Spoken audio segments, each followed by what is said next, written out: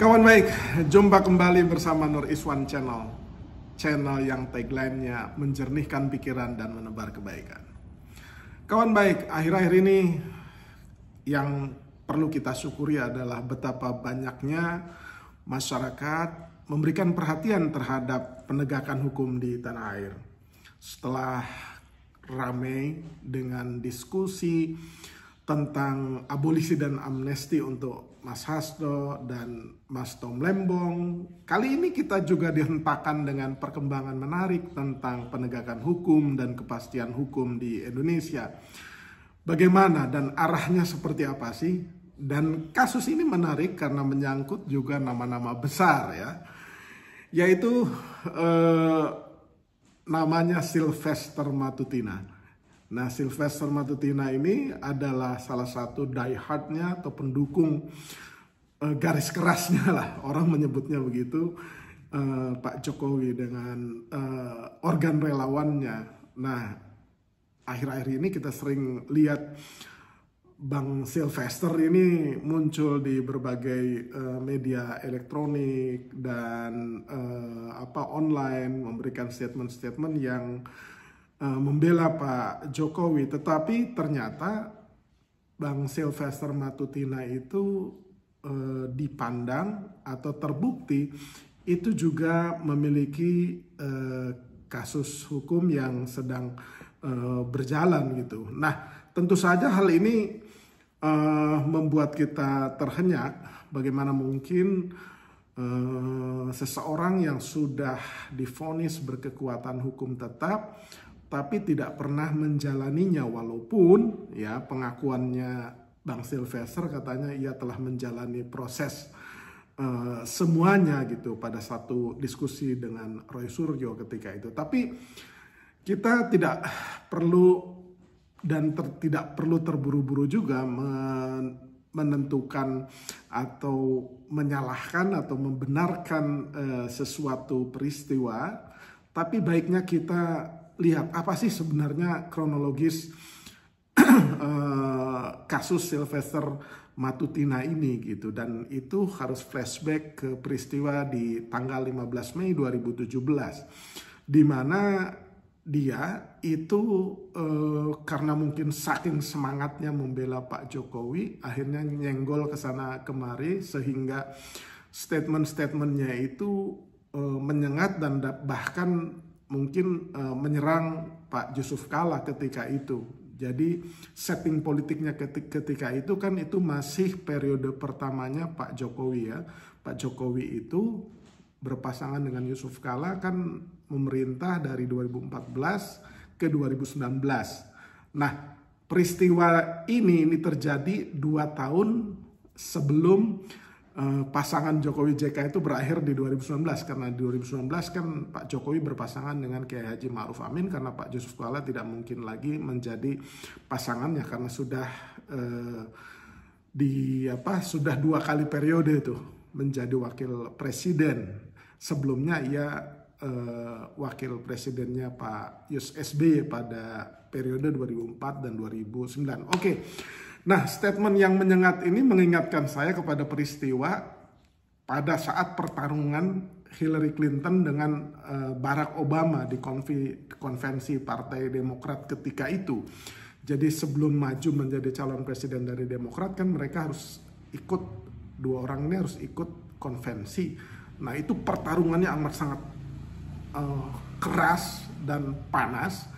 Nah, pertarungan yang keras dan panas antara 2 leader utama ini, antara Hillary Clinton dengan Barack Obama, itu membuat para pendukungnya juga berdebat di berbagai lini masa atau media ya. Salah satunya itu adalah konfidantenya atau orang kepercayaannya di bidang penasehat kebijakan luar negerinya Barack Obama yang namanya Samantha Power. Nah, dia kehilangan temper atau tidak mampu mengontrol emosinya sehingga kemudian Hillary Clinton ini Samantha Power ini menyerang Hillary Clinton dengan sebutan "she's a monster" katanya gitu. Nah, itu kemudian dia membuat dia harus mengundurkan diri dari tim suksesnya Obama sebagai senior foreign policy advisor tuh. sehingga dia agak sedikit tiarap, tidak muncul dalam beberapa waktu. Nah,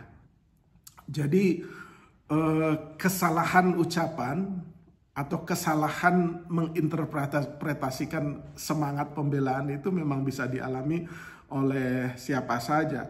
Terakhir, peristiwa seorang senator yang di Amerika Serikat yang Kristen, kalau nggak salah Gillibrand, itu menyerang Zohran Madani karena Zohran itu dianggap mengglobalisasikan semangat jihad dan semangat intifada. Nah, itu ditafsirkan atau disalah tafsirkan oleh senator ini sebagai sama artinya dengan mengobarkan atau mendukung pembantaian terhadap Jewish atau Yahudi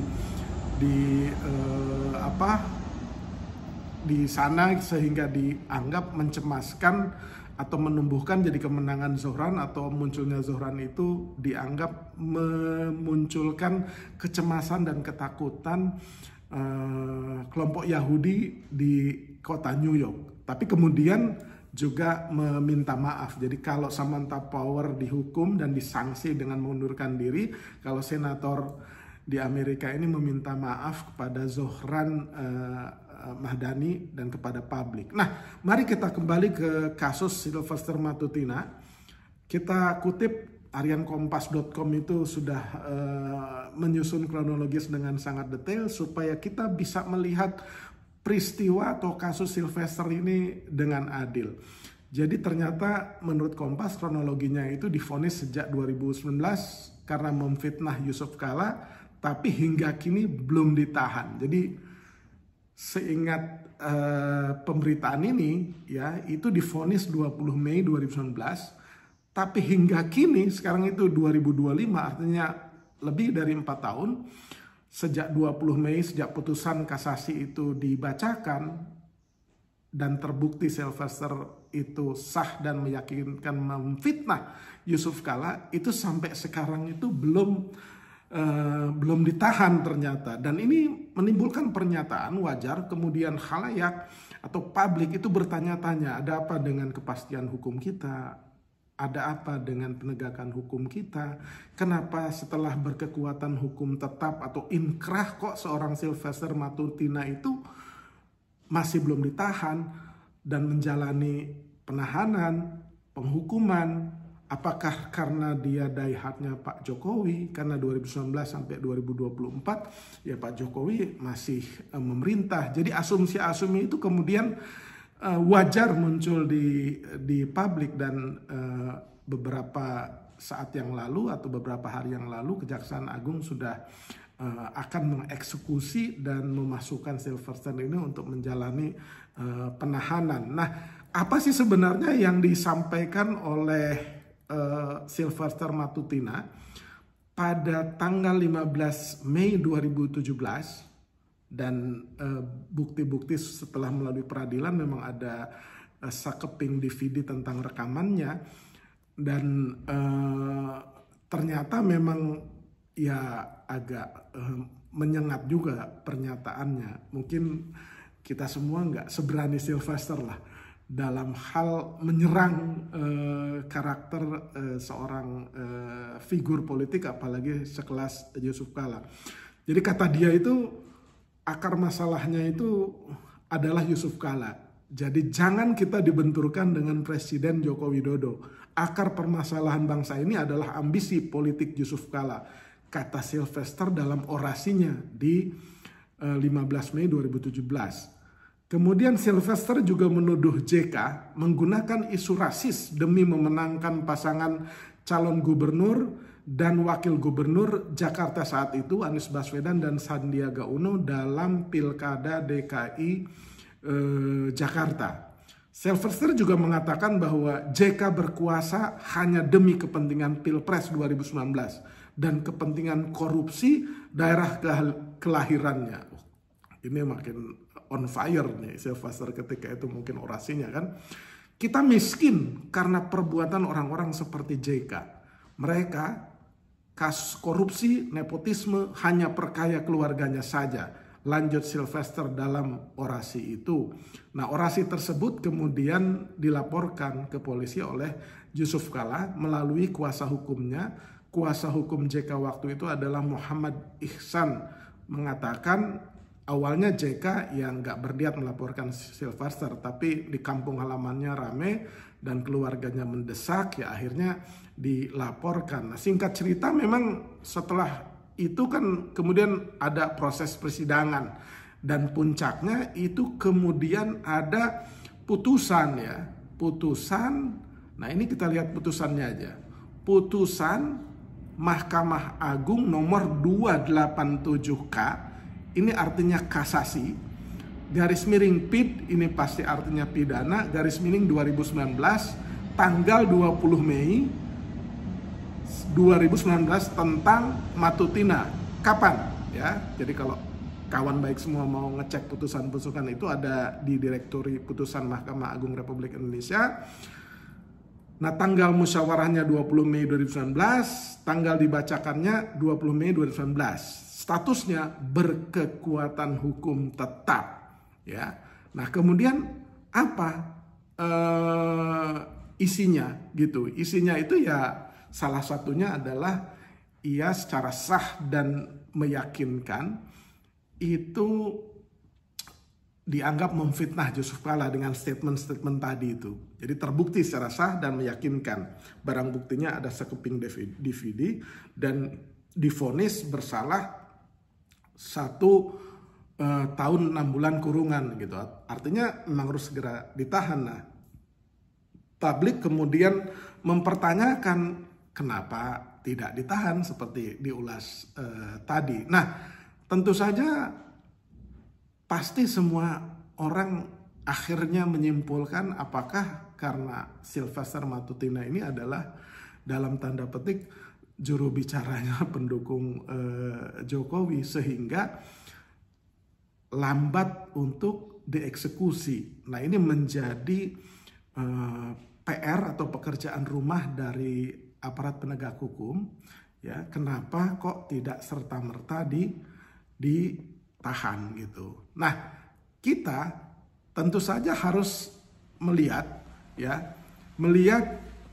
kitab Undang-Undang Hukum Acara Pidana, ya, supaya adil. Kenapa sih harus ditahan? Kenapa selama ini dia tidak ditahan? Nah, apa sih arti penahanan? Nah, penahanan ini diatur di KUHP di bab 1 ketentuan umum itu pasal 1 poin 21. Ya, poin 21 itu disebutkan penahanan adalah penempatan tersangka, ya, tersangka atau terdakwa di tempat tertentu oleh penyidik atau penuntut umum atau hakim dengan penetapannya dalam hal serta menurut cara yang diatur dalam undang-undang ini. Nah, kalau tersangka itu dia karena dianggap memiliki bukti permulaan yang cukup dalam perbuatan pidana, maka ia disangka oleh penyidik atau penyelidik, oleh penyidik terutama atau oleh jaksa penuntut. Itu ditersangkakan gitu. Tapi ketika dia sudah diserahkan ke pengadilan, maka ia berubah menjadi terdakwa. Nah, Sylvester itu tadinya tersangka, kemudian sudah terdakwa gitu. Karena udah ada vonis di tingkat pertama di judek fakti, ya kan, di pengadilan pertama, pengadilan negeri, pengadilan tingkat kedua, di pengadilan tinggi, sampai kemudian di judek juris di tingkat Supreme Court atau Mahkamah Agung. Jadi itu udah melewati semua. Jadi itu arti penahanan. Tapi kenapa kok nggak ditahan-tahan kan gitu? Nah, itu ada, kita loncat ke pasal 21 KUHP ya. Pasal 21 KUHP itu menjelaskan lebih rinci. Di pasal 20 dulu pertama ya, penahanan bab 5 tuh, penahanan, penggeledahan badan, pemasukan rumah, penyitaan dan pemeriksaan surat. Pasal 20 ayat 1, untuk kepentingan penyidik atau penyidik pembantu atas perintah penyidik sebagaimana dimaksud dalam pasal 11 berwenang melakukan penahanan. Kemudian ayat 2-nya untuk kepentingan penuntutan, penuntut umum berwenang melakukan penahanan atau penahanan lanjutan. Penuntut umum ini biasanya jaksa. Nah, kemudian di ayat 3 ternyata jadi penyidik boleh menahan, penuntut boleh menahan. Nah, ayat 3 hakim juga boleh menahan untuk kepentingan pemeriksaan. Hakim di sidang pengadilan dengan penetapannya berwenang melakukan penahanan. Tuh, pasal 21. Perintah penahanan atau penahanan lanjutan dilakukan terhadap seorang tersangka atau terdakwa yang diduga keras melakukan tindak pidana berdasarkan bukti yang cukup dalam hal adanya keadaan yang menimbulkan kekhawatiran bahwa tersangka atau terdakwa akan melarikan diri, merusak atau menghilangkan barang bukti, dan atau mengulangi tindak pidana. Ayat 2, pasal 21. Penahanan atau penahanan lanjutan dilakukan oleh penyidik atau penuntut umum terhadap tersangka atau terdakwa dengan memberikan surat perintah penahanan atau penetapan hakim yang mencantumkan identitas tersangka atau terdakwa dan menyebutkan alasan penahanan serta uraian singkat perkara kejahatan yang dipersangkakan atau didakwakan serta tempat ia ditahan. 3. Tembusan surat perintah penahanan atau penahanan lanjutan atau penetapan hakim sebagaimana dimaksud dalam ayat 2 harus diberikan kepada keluarganya. Nah, penahanan hanya dapat dikenakan terhadap tersangka atau terdakwa yang melakukan tindak pidana dan atau percobaan maupun pemberian bantuan dalam tindak pertanda dalam hal A. Tindak pidana itu diancam dengan pidana penjara 5 tahun atau lebih. Jadi kenapa tidak ditahan? Ini berdasarkan KUHP karena mungkin tuntutannya itu di bawah 5 tahun atau vonisnya mungkin di bawah 5 tahun. Nah, karena di bawah 5 tahun ya alasan subjektif maupun objektif penyidik atau penyelidik atau penuntut atau hakim ya mungkin bisa dibenarkan gitu. Jadi karena mungkin kurang dari 5 tahun. Jadi kira-kira gitu kawan baik. Jadi kenapa masih bebas itu ya karena ancaman hukumannya di bawah 5 tahun. Gitu. Tapi kalau setelah inkrah ya mestinya harus dijalani. Nah kira-kira penjelasannya seperti itu kawan baik supaya kita bisa melihat secara jernih dan adil bagaimana penegakan hukum di Indonesia. Tapi lagi-lagi ini dalam rangka koreksi untuk kita bersama supaya hukum makin tegak. Kalau kepastian hukum ada kan kepentingan publik terlindungi, kemudian investor dan roda usaha juga akan berjalan dengan baik, kepercayaan investor ke Indonesia juga semakin meningkat. Kalau dari apa yang kita ulas dari depan sampai terakhir tadi, maka sepertinya kalau melihat secara objektif, maka hanya tinggal waktu saja. Ya, beberapa saat lagi ya dengan sangat terpaksa Pak Bang Sylvester ya harus, kalau memang belum ya, harus menjalani. Walaupun dia katanya pernah bertemu beberapa kali dengan Yusuf Kalla dan kemudian sudah meminta maaf, tapi